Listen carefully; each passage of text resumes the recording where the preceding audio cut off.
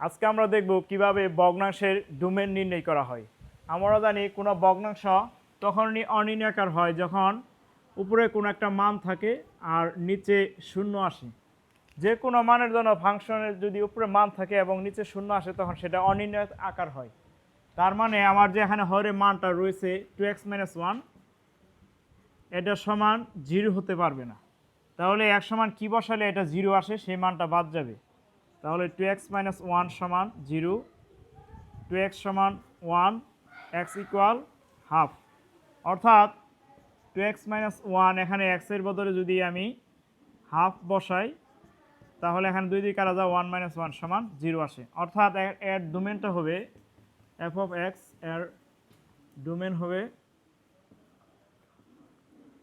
আর বাদ হাফ।